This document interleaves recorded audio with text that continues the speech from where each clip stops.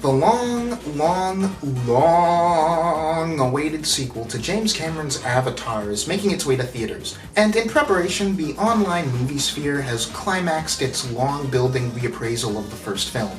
For those not in the know, the common wisdom back in 2009 was that Avatar was a visually stunning but substantively lacking crowd pleaser. One that left discerning critics entertained, but also utterly confused as to why this, of all movies, managed to top the all-time box office. And even at the time, I was one of those confused. Like, yeah, sure, I paid money to see it, by which I mean my dad paid money to see it because I was 13 at the time, but what I remember seeing was a very pretty but otherwise just okay summer blockbuster. Now, years later, I see a lot of the same rehabilitation of this film's rep as I do with the Star Wars prequels. I see people treating it like a last gasp of auteur-driven masterpiece blockbuster cinema from the pre-Marvel age of movies. And you know, I haven't seen it since 2009, and given that I'm the kind of guy who can have radically different viewings of the same movie just months apart, I figure half of my entire lifetime is a long enough wait to give this movie a second shot, and to see if I agree with the changing tide. So, what do I think? This is going to be kind of an odd thing to say, but this movie is pretty decent in exactly the kind of way that makes it so I don't question why it took me 13 years to bother rewatching it. In fact, let me quote myself. Avatar is a very pretty but otherwise just okay summer blockbuster. And you know what, let me be a little bit more charitable here. Calling it very pretty is underselling it. It's gorgeous, even by the standards of 2022, the whole way through the film. And in strictly literal terms, you could call it a masterpiece in the sense that only a master of the craft could make it this way. But narratively, it's a movie that moves in a compelling, smooth way for the most part, but is let down by its approach to its characters. Where I really start to tune the movie out a little bit and get more critical of its choices is the third act. And I think that happens because subconsciously I was realizing that this movie was drawing to a close without having truly earned my investment in much of its characters. I recognize the movie as this very deliberately arch, broad fable, and I get what it's going for on that front, but I think it suffers a bit for its characters being so thin. Now, I'm not going to make the trite, over-memed, no one remembers these characters' names criticism. Honestly, I've never fully bought into that particular ding against this film, since I think its characters are memorable precisely as broad archetypes. But being memorable isn't the same as being compelling. And Jake Sully, Neytiri, Grace, Norm, and Trudy are exactly likable enough for me to be kinda disappointed that they don't have much in terms of depth or layers. And hey, maybe I only even remembered Trudy's name for 13 years because whew, mama. But regardless, there's plenty of merit to filling a story, even one that's straightforwardly dramatic, with comparatively simple characters given life by skilled, charismatic performers. But not only do these characters lack depth, they also don't go through much in the way of meaningful arcs. And this matters especially with Jake himself. The guy has a completely logical progression as a character in terms of the plot. But for whatever reason, I don't feel like I've watched someone have an actual emotional arc. I've maybe watched someone go through the literal steps of the hero's journey. I've watched him grow more skilled, watched him indulge in regaining something he's lost, and I've seen him display conviction and integrity. And all those things aside, I just find Jake to be charming in his complete buffoonery. But I've not seen him or any of the characters around him grow internally. Grace kinda has an internal change in that she warms up to Jake to the point of basically becoming a mother figure, but that happens pretty quick, and while I found that dynamic sweet, I don't think it actually came packaged with either her or Jake meaningfully becoming different people than they were at the start of the film. My biggest sore spot on this front, though, is Neytiri, and this ties into my dislike of the whole Taruk Makto thing. This plot point is really where the whole story started to come apart for me.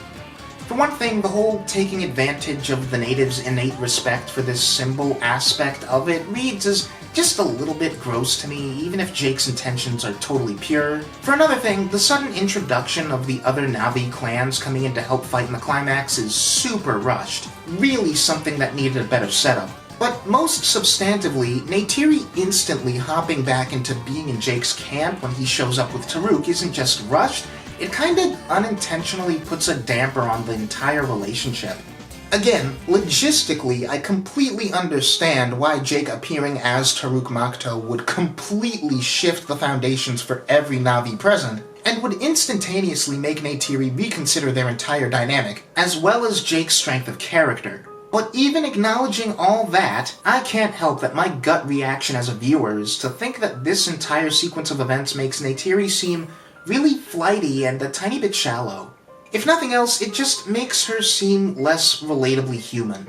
And yeah, I know she's not human, but look, making it so that Jake has to win back her trust, and especially her romantic affection, in a way that's more gradual and natural would have done wonders for the movie as a whole, I think. Having it be so Neytiri's anger and sense of betrayal over Jake doesn't just disappear like a puff of smoke would have gone a long way to making her seem more multidimensional. They wouldn't even have to add anything major, just characterize Neytiri as more wary and stoic around Jake until the final showdown with Quaritch. Heck, that even helps that climax feel more, well, climactic. Look, I don't want to go all the way into rewriting the movie, but the way it is now, it's like the movie is desperate to just gloss over how big Jake's breach of trust actually was. More than anyone, Neytiri should feel conflicted and confused at the Taruk Makto reveal. If for no other reason than her jumping instantly back into Jake's arms, going so far as to offer him an apology, it misses a perfect opportunity to make her feel complex and layered, and instead just makes her feel like Jake's satellite. A lot of my issue here comes from potential not having been met, and there was the potential for this to be a romance I was genuinely invested in. But for all the great work that Zoe Saldana's doing, I almost can't read a character into Neytiri at all. Such is the way that literally everything about her is defined relative to Jake.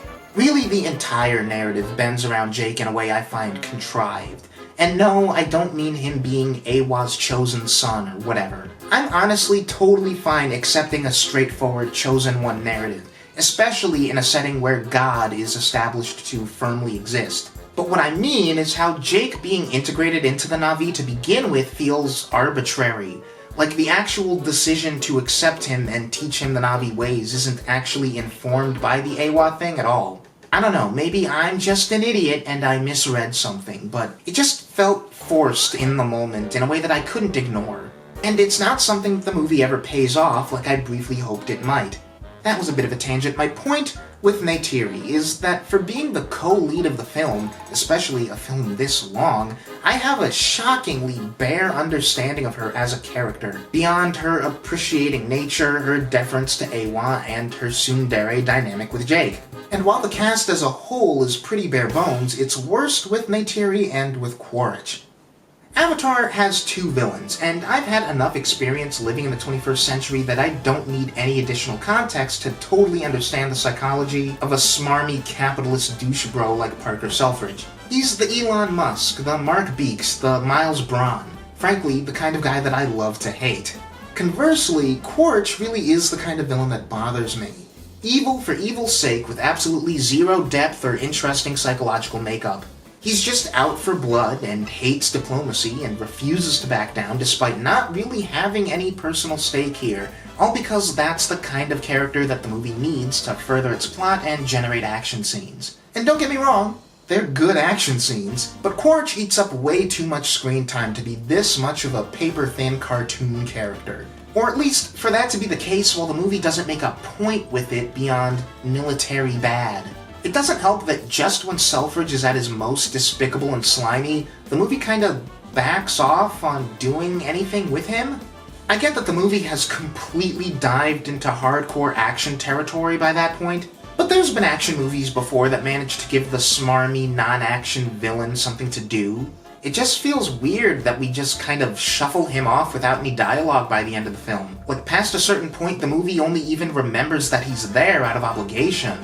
And man, I'd totally forgotten to include Sute or Neytiri's dad in this script, despite the fact that both of them get tragic deaths with a heavy focus, and Sute in particular eats up a bit of screen time. Frankly, I'm not sure that either of them serves a meaningful purpose to the story that Neytiri herself couldn't. At no point does Sute come off as a noteworthy foil to Jake, romantic or otherwise. And seeing as he flip-flops on Jake just as quickly as Neytiri does once Taruk shows up, I don't buy much into their supposed brotherhood. I I get that in a plot like this, there needs to be an active voice of distrust towards Jake coming from the Na'vi, even as Neytiri warms up to him, if for no other reason so that the scenes spent with the Na'vi in the second act can have some kind of tension, but both of these characters just feel so perfunctory, like they're here to serve that purpose because it's a role that needs filling, not to be characters. And again, let me round off by saying that I get it. I get the value of telling broad stories about broad characters for whom depth comes second to immediately recognizable and effective tropes. But the way that's executed in this movie feels like a case of characters and story begging for that depth, only to walk up to the plate and totally whiff. And again, this used to be the most common milquetoast take on this film back in the day, but nowadays I gotta wonder if I'm in the minority. So what do you think? Sound off with how you feel about this film in the comments, like and subscribe if you haven't already, and I'll see you in the future.